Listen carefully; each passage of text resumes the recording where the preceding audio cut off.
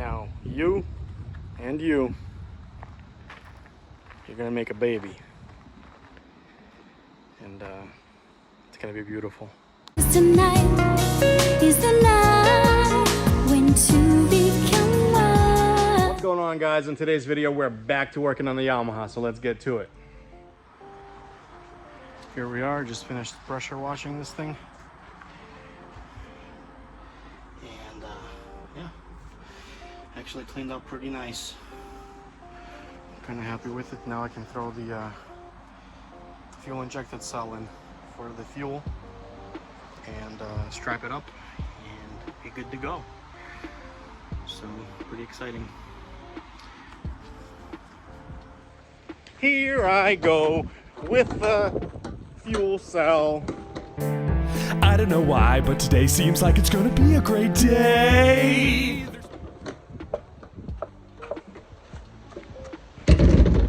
So what's different about this thing from the other one is the other one had like a manual, not a gravity feed, but like a vacuum feed pump for the two-stroke engine. The engine would pull the fuel and regulate it that way, but this actually has a fuel pump that goes in here, and it's the same exact size as the other tank, and we're gonna get the fuel pump from that thing. So there we go, fuel pump. See, fits perfect. And then the neck for the filler fits perfect because it's also from a GP13. Got the fuel in there, fuel pumpas, fits perfectly in there. I just gotta cut this little gem right here and cut this center section out, but that should be pretty easy. No bigs. So I might even throw the oil reservoir in there for like maybe extra fuel. I don't know. Let's see. So we got most of the parts that we're gonna need for the conversion here. Pretty much we're gonna need a gutted water box because the original one is kind of huge. That's the original one in comparison. Let's work it next to the gutted one. That's the difference. Pretty much from here to here, almost twice the size. But yeah, so what we're gonna do is install the gutted water box. We have a ride plate, and I believe this is the Island Racing ride plate. Cleaned it up, cleaned up pretty nice. We got the straightened exhaust pipe. I don't know if in the last video I showed that, you know, they kind of go at an angle, and you need one of these to kind of make it go straight. We got a nice intake grate, and I believe this is a 1317 and a half prop. We have the grate mount by Homie, WFO Performance. He made it specially just for this build, and we got a reinforcement for the pump tunnel. So what happens is, let's grab this pump tunnel. What happened was, See what had happened at first was yeah, so on these skis, you see guys like Jet Ski Brothers or whatever the heck their handle is. They put these big ass engines in these skis, but they never reinforce the tunnel, and they end up sinking their skis. So what you do is, for the pump tunnel, you install one of these, all right, over the pump tunnel. Obviously, you get the cable out of there. These are gonna have to get cleaned out, taken out completely, and new ones installed. And you put this not right pipe, but pump tunnel reinforcement in. So under high pressure of anything more than whatever these skis handle stock, these tunnels, they expand and contract under pressure. And what happens is when you blow it, it creates a crack, and you sink your ski. And you sink it real quick. We're talking like less than 10 minutes. Your ski's underwater completely. So that's what we need the pump tunnel reinforcement for, and they work pretty great. I've done them in the past on all my conversions. Personally, I think if you don't use one of these pump tunnel reinforcements, then you might as well not do the project. So that's it. So I got the ski inside, probably where it's gonna live until it's finished, but yeah, you gotta cut this piece out. You can see there's a little more trimming that it can be done, probably from around here, but it's kind of hard to get to with the cutting wheel with rail here. So yeah, I can probably trim all this down, trim all this down, trim down right here, because there is that little trough area through here. So even all that out, so we have, because the actual pan for the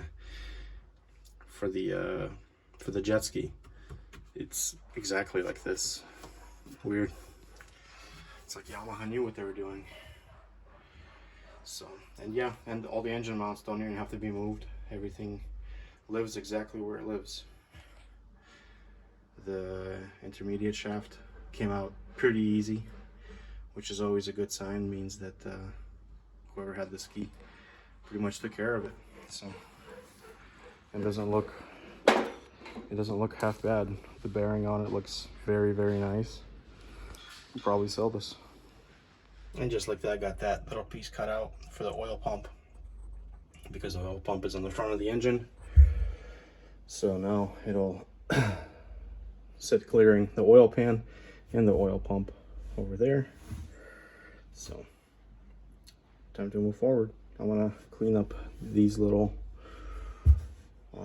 ridges and make it look nicer, but it just gets very, very dusty in here, so I'm probably gonna have to put on a mask or something, because it's bad. Had to take the tank out because all that dust got underneath the tank and inside the tank, but had to wash everything out. But that's what it looks like. It looks pretty flush. Not very flush, there's still a little bit of a lip, but I mean, that's just the thickness of this. There's no, like, it's all flush here. So, and it's still got that little trough area, and got this glue down, knocked it down so it's all even with all of this, and made that hole. I think I already showed that hole, but anyways, yeah, moving along. Now next thing I'm gonna do is probably remove all the unnecessary hoses, because two strokes like they're water cooling, and yeah, we're only gonna need to have like maybe one good hose, you know, to feed the engine, and yeah, pretty straightforward. Throw the tank back in and start ripping this thing even more apart. So inspecting the wear ring, the prop, and the pump off of this 66V. I mean, it all looks in very, very clean, good condition. And the wear ring is actually, I believe it's 155mm wear ring.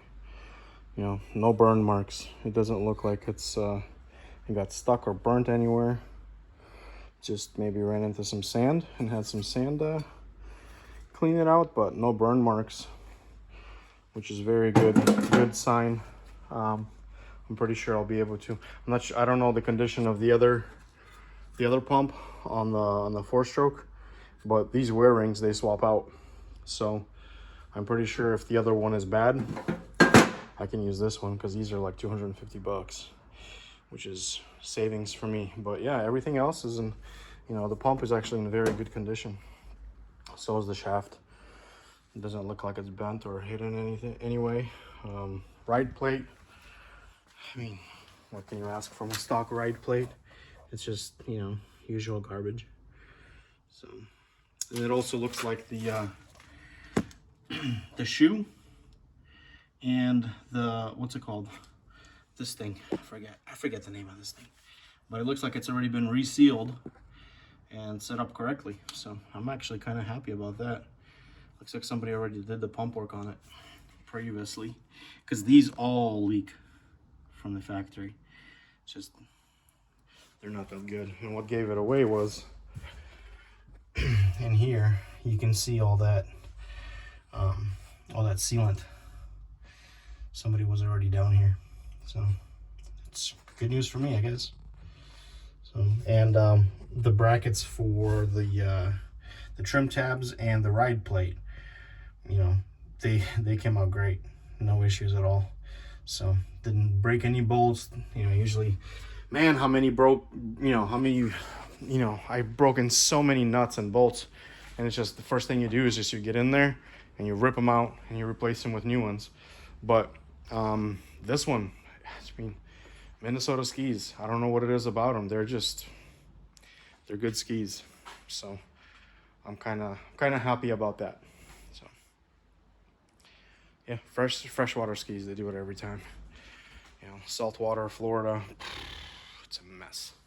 So, but yeah. Also got to rip that gauge cluster out and check how many hours are on it, because I wasn't able to do it when the battery was in it. So hopefully, you know, there's low hours in that one so I can make some money back, because those gauge clusters are $400 or $500, which is pretty much what I paid for this whole ski. So a lot of meat left on the bone, and since we're throwing everything, you know, from the other one, we got a lot of parts. So I was going through my pile of old GPR stuff, because I knew I had like a cover somewhere, because I'm missing this lock and everything. And I was looking around, you know, like these hoods are, you know, they cost a lot of money. And I was just looking around seeing what I have, and I found this box. I was like, oh sweet. So I just started ripping through it. Dude, I found I found another intake grate. This one's a Riva, but this one's an R&D. And I believe these R&Ds are the old Edelbrock casts. They're a little bit faster than the Rivas because of the amount of water they take in. So I'm psyched to try out the differences. So win for me.